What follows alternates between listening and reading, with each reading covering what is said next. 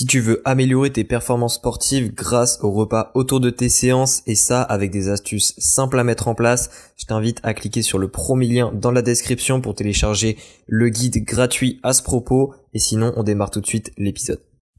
Et salut à toi, bienvenue dans ce nouvel épisode du podcast Nourris ta santé. Aujourd'hui, on va parler d'un nouveau nutriment que j'ai déjà parlé dans d'autres épisodes mais que je n'ai pas détaillé pour autant, donc on va vraiment faire un épisode dédié à lui, qui est tout simplement le calcium et l'un des minéraux à la fois les plus connus, mais également un des minéraux que beaucoup de personnes n'arrivent pas à atteindre leur apport de manière optimale. C'est-à-dire que la réelle déficience en calcium n'est pas très courante, mais par contre des niveaux non optimaux de calcium, et notamment chez les sportifs qui en ont encore plus besoin, c'est quelque chose de relativement courant et je vais en parler à travers plusieurs épisodes pour le calcium, c'est-à-dire que je vais faire ce premier épisode sur vraiment les rôles qu'a le calcium et puis je parlerai dans un deuxième épisode plutôt des sources et de comment faire pour optimiser ces taux de calcium. Et également, un troisième épisode, je ferai une petite aparté sur les suppléments, puisque certaines personnes peut-être peuvent avoir un certain intérêt à se supplémenter, même si ce n'est pas le nutriment où on va directement se diriger vers la supplémentation. Comme je l'ai dit dans ce premier épisode, on va parler des fonctions du calcium. Alors il y a plusieurs fonctions du calcium, je vais commencer par l'une qui est des plus connues, mais pas celle que tout le monde connaît de manière instinctive, qui est le rôle du calcium lié à la contraction musculaire. Je commence déjà à parler d'un rôle qui est en lien avec le sport pour vraiment montrer assez rapidement que le calcium, c'est pas le minéral le plus à sous-estimer en ce qui concerne les sportifs. Comment est-ce que le calcium intervient dans la contraction musculaire ? C'est assez simple. En fait, le calcium, il est capable de rentrer dans les cellules musculaires quand il y a une contraction musculaire. Et justement, il va aller dans le réticulum endoplasmique de base, c'est-à-dire que dès qu'il rentre dans les cellules musculaires, il va d'abord dans le réticulum endoplasmique, qui est, on va dire, l'une des réserves dans le muscle, si je peux un peu caricaturer. Et une fois qu'il est dans le réticulum endoplasmique, il va justement être libéré de cet espace et il va directement se diriger dans les fibres musculaires pour se lier à une protéine qu'on appelle la troponine C, qui est elle-même liée, qui est pas liée, mais qui intervient directement dans le processus de la contraction musculaire, c'est-à-dire dans le processus où les fibres vont faire des interactions entre elles pour que ça produise une contraction musculaire. Donc en d'autres termes, le calcium, en se liant à cette troponine C, va permettre d'enchaîner les étapes de la contraction musculaire, et si on n'a pas de calcium, ces étapes ne peuvent pas se faire. Donc en d'autres termes, si imaginons, c'est pas vraiment possible, mais on n'avait pas du tout de calcium dans le corps, on ne pourrait pas du tout contracter notre muscle. Donc c'est un peu pour souligner l'intérêt majeur du calcium concernant la contraction musculaire, et donc concernant notamment la performance sportive. Si évidemment, si on est en déficience de calcium, ça peut poser problème au niveau de la performance sportive. En tout cas, de manière théorique, c'est quelque chose qui est sûr. Donc ça, c'est vraiment le premier rôle qu'a le calcium. Alors le deuxième rôle qu'a le calcium, c'est quelque chose d'assez logique que tout le monde connaît. C'est que le calcium a un intérêt pour la santé des os et des dents. Tout simplement parce que il fait partie du composant principal de ces deux organes tissus, on pourrait dire, qui est l'hydroxyapatite. Donc les cristaux d'hydroxyapatite, qui sont justement eux formés de calcium, de phosphore principalement. Donc le phosphore est aussi important, mais alors je vais pas parler du ratio phosphore-calcium dans cet épisode, mais contrairement au phosphore, le calcium, on peut en manquer quand même plus facilement. C'est pour ça que je parle surtout ici du calcium, mais il faut comprendre que le calcium, c'est à peu près 70% du poids des os, au moins, ce qui montre vraiment l'intérêt du calcium pour renforcer les os, parce que si on manque de calcium, on va pas pouvoir donner autant de proportions aux os en calcium et ça va les fragiliser, donc ça va poser un problème. Et c'est la même chose pour les dents, donc ça c'est vraiment le deuxième rôle, même si celui-là il est assez logique, tout le monde le connaît.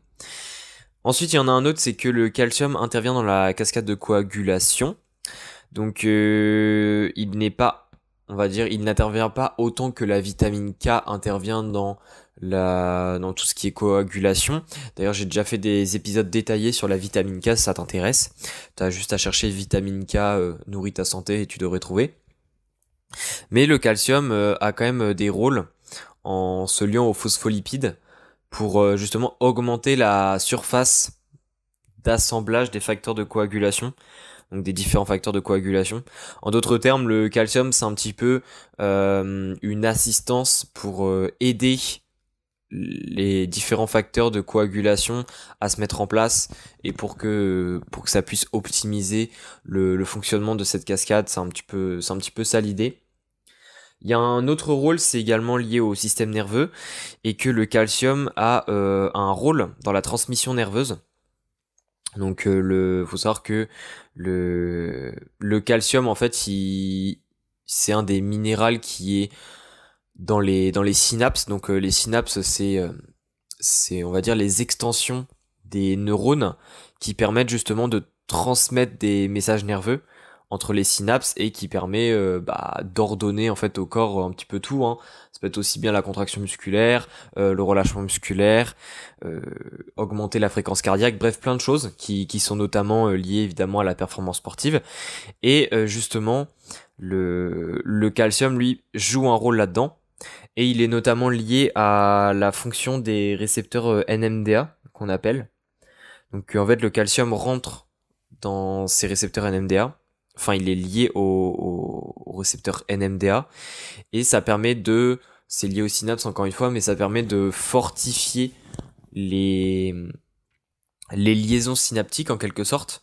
Ça permet de les maintenir en forme, si on pourrait dire, et ça évite, on va dire, leur malfonctionnement et donc les problèmes au niveau nerveux. Donc ça peut juste être des changements émotionnels un peu trop brusques qui parfois peuvent avoir une origine neuronale, mais ça peut être aussi d'autres choses à long terme. Donc le calcium a aussi son rôle dans le système nerveux, même si c'est quelque chose qui est moins connu du grand public. Et enfin, le dernier rôle qu'a le calcium, c'est lié à tout ce qui est c'est lié au tonus vasculaire. Donc plus exactement à tout ce qui est régulation entre la vasodilatation et la vasoconstriction. Et plus exactement, le calcium est surtout lié à la vasodilatation. Il est à la vasodilation d'ailleurs, je pense que je le dis mal. Mais le calcium est capable de se lier à une molécule qu'on appelle la calmoduline, qui elle-même permet d'activer la synthèse d'oxyde nitrique. Je vais y arriver, je cherchais le mot, qui active en fait le complexe qui permet de produire de l'oxyde nitrique. Et l'oxyde nitrique, pour ceux qui ne savent pas, c'est l'un des vasodilatateurs, je ne sais toujours pas si je dis bien, les plus connus. Donc, les plus connus et les plus importants du corps. Donc c'est pour ça que le calcium a aussi un rôle là-dedans, même si c'est de manière indirecte. Donc au niveau de la vasoconstriction, c'est un petit peu moins présent.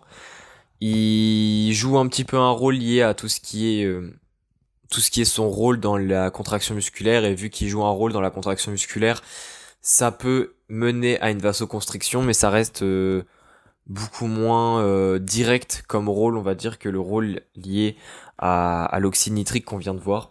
Donc c'était un petit peu pour un petit rappel des différentes fonctions du calcium. Alors comme tu peux le constater, il y a quand même pas mal de fonctions juste en dehors de celles des os qu'on connaît un peu tous. Et je vais justement te parler, comme je te l'ai dit dans les autres épisodes, de plutôt comment est-ce qu'on fait pour avoir de bons apports en calcium, pour justement respecter tous ces rôles-là et éviter qu'on ait des déficiences ou plus exactement des niveaux non optimaux de calcium, ce qui est quelque chose de beaucoup plus courant.